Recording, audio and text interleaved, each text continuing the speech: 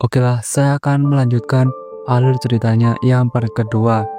Selamat datang di channel Faruk. Apa kabarnya? Semoga kalian lagi dalam keadaan baik-baik saja. Bagi kalian yang belum nonton cerita sebelumnya, saya taruh linknya di deskripsi. Sebelum itu, biar nggak bosan ada quotes hari ini. Jangan menyerah, kecuali kamu sudah mencobanya semua cara. Lalu ya sudah, menyerah.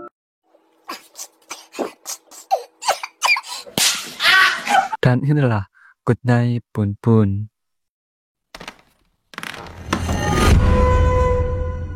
Cerita berlanjut ke Bun Bun yang menanyakan Kagoshima berada. Kata pamannya kalau naik pesawat itu sekitar $250 sampai $350. Dan untuk kereta cepat itu $250. Kalau dirupiahkan sekitar 4 juta. Tapi itu perjalanannya butuh setengah hari. Lalu Bun Bun tanya, bagaimana kalau jalan kaki? Pamannya menjawab, tidak mungkin, karena itu sangat jauh. Di sini Bun Bun memikirkannya, bagaimana caranya bisa ke Kagoshima. Di keesokan harinya, ada teman Bun Bun bernama Masumi Seki. Seki tanya kepada ayahnya, kenapa tidak mulai pekerjaannya. Ayah Seki menjawabnya, aku tidak perlu bekerja. Lalu Seki bilang, kalau ibu sudah kerja keras, apakah kamu tidak peduli, kata Seki. Setelah itu Seki menyuruh ayahnya untuk tidak mabuk-mabukan dan bilang, ayolah ayah, buka tokonya. Di sisi lain, temannya Bun Bun bernama Shimizu sedang menggambar. Lalu orang tuanya menyuruh Shimizu untuk membelikan sesuatu. Ketika pergi, Shimizu melihat pesawat UFO yang telah digambarnya. Setelah itu ada Tuhan Shimizu yang turun dari pesawat itu. Shimizu menghampirinya. Tuhan Shimizu menanyakan kabarnya. Shimizu bilang kalau teknik Kamehameha-nya tidak berhasil. Tuhan Shimizu menyuruh Shimizu untuk menutup mata dan akan memberikannya kecerdasan dan kekuatan. Tapi setelah itu dipanggil Seki. Seki bilang, apa yang kamu lakukan? Shimizu menjawab bahwa Tuhan berkata aku bisa melakukan apapun. Tapi Seki langsung menamparnya dan bilang, kapan kamu akan berhenti omong kosong? Aku sudah mengenalmu sejak TK, kata Seki. Lalu Seki melihat dompet Shimizu dan Seki bilang, bolehkah kamu minjamkanku uang? Shimizu mengiyakannya. Setelah itu Shimizu memanggil Bun Bun dari kejauhan. Di sisi lain, Harumin dan Komatsu menunggu Bun Bun yang belum datang. Harumin menanyakan tentang video dewasa yang dilihat di rumah Bun Bun. Lalu Komatsu bilang, oh, yang wanita gemuk itu. Harumin menjawabnya bukan, tapi orang yang aneh dan membicarakan tentang pabrik miso. Lalu Komatsu bilang kalau ada uang di pabrik itu. Setelah itu mereka duduk sambil menunggu Bun Bun. Harumin bilang jika ada uang $1 juta dibuat beli apa, kata Harumin. Namun mereka tidak tahu tempat pabrik miso berada. Tetapi pada saat itu, Seki, Shimizu, dan Bun Bun datang. Seki katanya tahu keberadaan pabrik miso, dan mereka akan segera pergi ke pabrik miso. Di sini Bun Bun menetapkan harapannya pada pabrik miso. Di saat menunggu bus lewat, tiba-tiba ada Aiko dan teman-temannya datang dan menanyakan mau kemana. Tapi Harumin menjawab itu bukan urusanmu, kata Harumin. Teman Aiko akan pergi ke festival Tanabata dan akan membeli kipas kertas yang serasi. Buat kalian yang belum tahu festival Tanabata itu adalah di mana menulis harapan, lalu digantung dengan kertas warna-warni. Oke lanjut. Setelah itu Aiko ingin ikut dengan Bun Bun. Teman-temannya kaget saat mendengarkannya. Lalu Aiko bilang, apakah tidak keberatan Bun Bun, kata Aiko. Bun Bun juga tidak keberatan. Tapi Harumin menghalanginya karena wanita tidak boleh ikut. Lalu Bun Bun membujuk mereka dan akhirnya mereka pergi dengan Aiko. Setelah itu mereka naik bus. Lalu mereka berjalan kaki dan karena Seki tahu jalan pintasnya, akhirnya melewati jalan itu. Ketika berjalan, Seki merokok sambil bercerita bahwa Seki pernah datang ke pabrik miso. Ayah Seki juga berteman dengan yang punya pabrik miso. Dulu ayahnya punya toko bento atau bekal, namun pabrik itu bangkrut, sehingga keluarga miso kena imbasnya juga. Lalu Seki tidak peduli jika ada uangnya atau tidak. Ketika berjalan, mereka sambil berjoget-joget. Saat sampai, gerbangnya dikunci, tapi mereka memanjatnya. Setelah itu mereka sampai di depan pabrik miso. Pabrik itu sangat luas, tapi menakutkan karena sepi. Setelah itu Harumin menemukan tetesan darah dan mendengar ada suara orang. Ketika mereka melihatnya, ada seorang yang datang. Karena keadaan yang sungguh mencekam, Aiko menggenggam tangan Punpun. Ketika Aiko melihat seseorang yang keluar, Aiko menggenggam tangan Punpun dengan keras. Ternyata itu adalah wanita yang sering nongkrong di situ. Wanita itu bernama Saji Nanjo. Kata Saji, kalian bisa bermain di sini, tapi jangan diberantakin. Setelah itu, Saji bilang, tidak lama lagi akan sudah gelap, jadi segeralah pulang. Dan aku mendengar ada orang laki-laki yang bundir di sini, kata Saji. Sebenarnya Punpun ingin pulang, tapi dia menginginkan uang itu buat pergi ke Kagoshima. Ketika di dalam pabrik, Harumin tanya ke Komatsu. Dia bilang apa yang menakutkan, mayat atau hantu. Komatsu memilih keduanya. Punpun di sini merasa takut dengan mayat ataupun hantu. Karena Punpun bertekad untuk membawa Aiko ke Kagoshima, dia memberanikannya. Tapi mereka tidak menemukan apapun. Setelah itu mereka beristirahat. Dan karena Harumin punya keripik jagung, jadi mereka memakan bersama. Setelah itu ada bangunan terakhir yang belum dicek. Shimizu seperti melihat seseorang di sana. Lalu Seki memarahinya karena bicara omong kosong. Di sini Seki bilang kalau pemiliknya itu seorang wanita. Cerita flashback ke masa kecil Seki, di mana Seki menjual bento atau bekalnya ke pabrik miso ini. Lalu Seki bilang kalau aku mengambil alih toko punya ayah, apakah Bibi akan masih membelinya setiap hari? Pemilik pabrik itu menjawabnya, iya, aku janji, kata pemilik pabrik. Kembali di masa sekarang, Seki menemukan foto dengan pemilik pabrik itu. Lalu Seki akan membakarnya.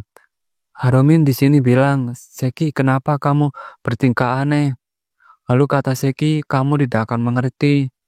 Hingga Seki marah melempar kursi. Lalu meminta maaf karena hampir kena Shimizu. Ternyata Seki punya ketakutan dengan api. Setelah itu mereka berada di atas bangunan. Harumin bilang kalau sudah saatnya pulang. Tapi tak lama itu mereka melihat seseorang. Mereka lari sekejeng-kejengnya karena ketakutan. Tapi Punpun dan Aiko terjatuh. Tapi karena putung rokok Seki masih menyala, malah membakar barang di situ. Punpun menolong Aiko, tapi tiba-tiba ada rancangan bangunan yang jatuh ke Aiko. Aiko di sini tak sadarkan diri. Ketika mereka akan keluar, Shimizu bilang, Aiko dan Punpun itu tidak bersama kita. Jadi aku akan menyusulnya, kata Shimizu. Setelah itu Komatsu dan Harumin lari. Dan Komatsu bilang, apakah kita harus menelpon polisi?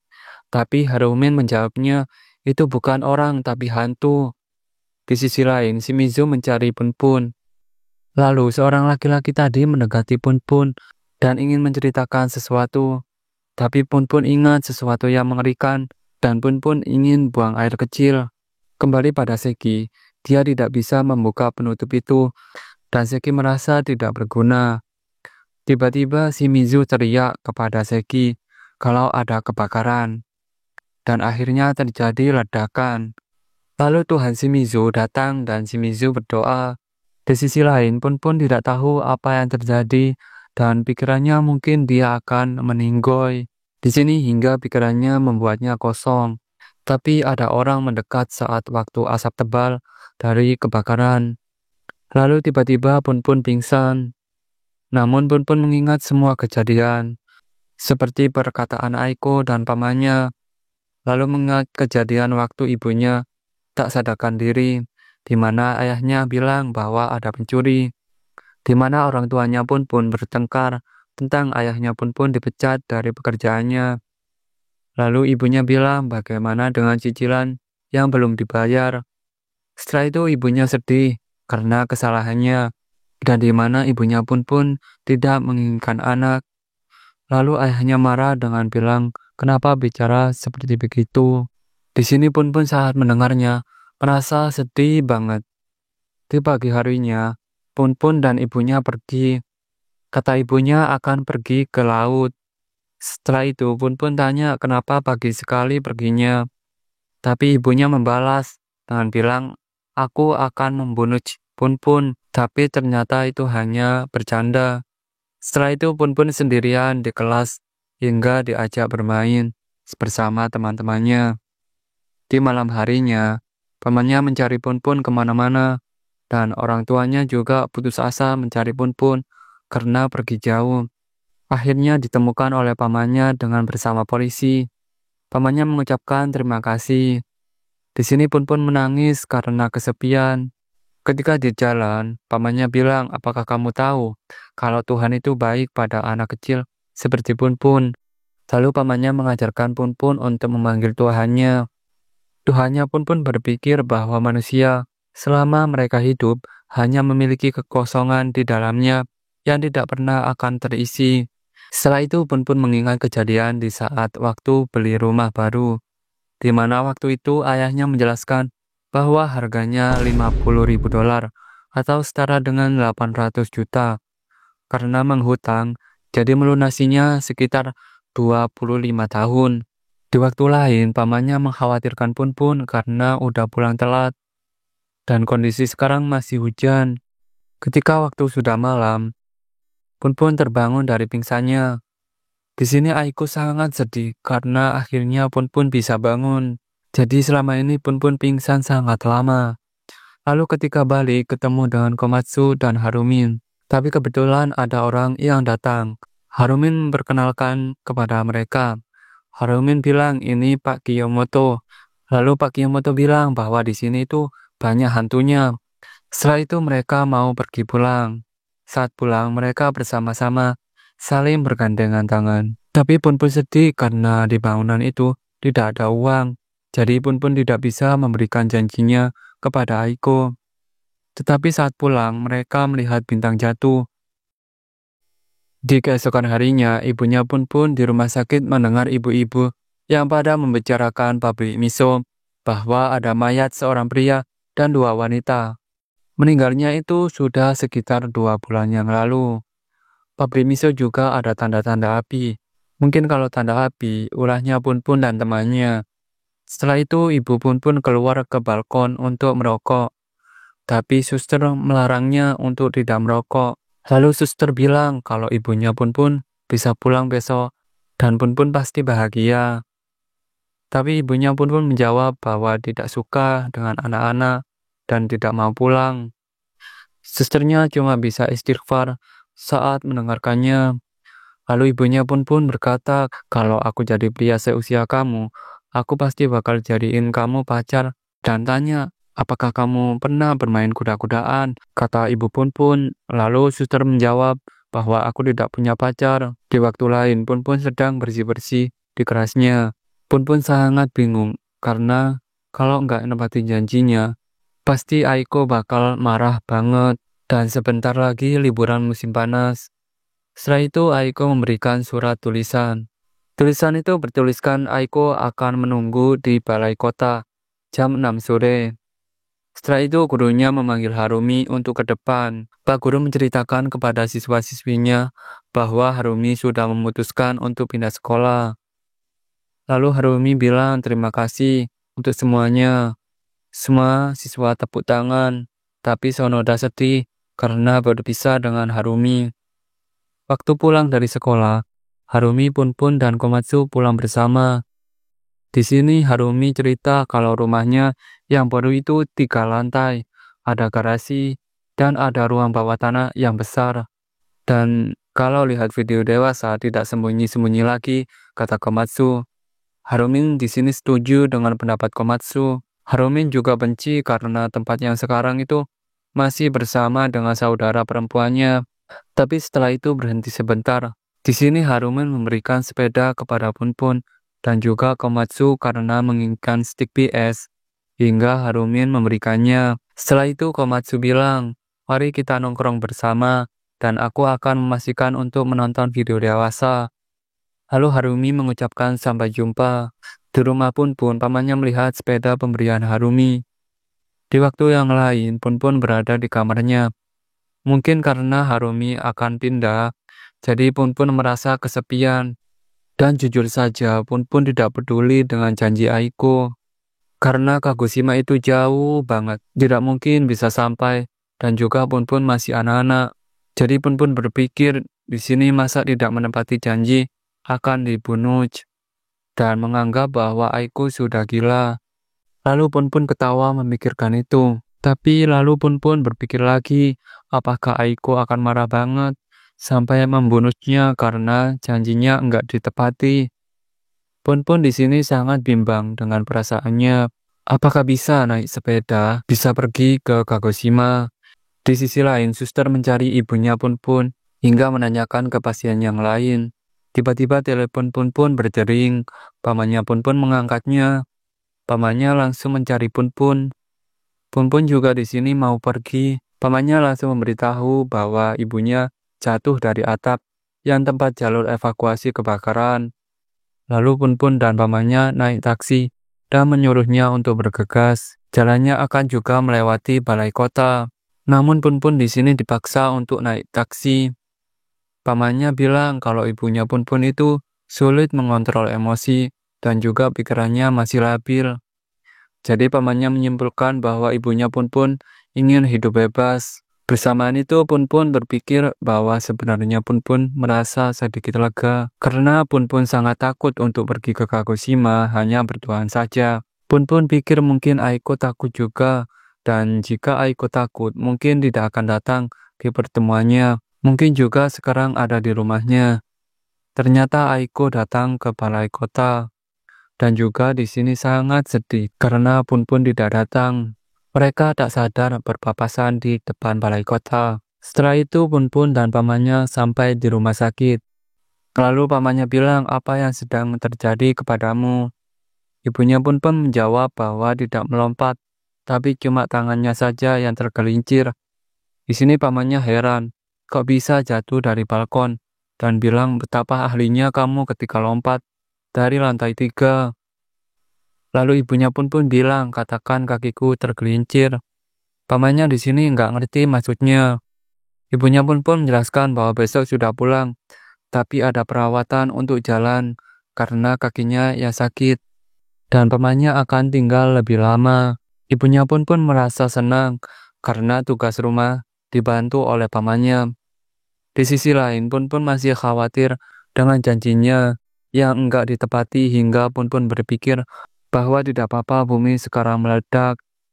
Di keesokan harinya, ibunya Punpun datang ke rumahnya. Saat ibunya pulang, Punpun tidak mendengarkannya.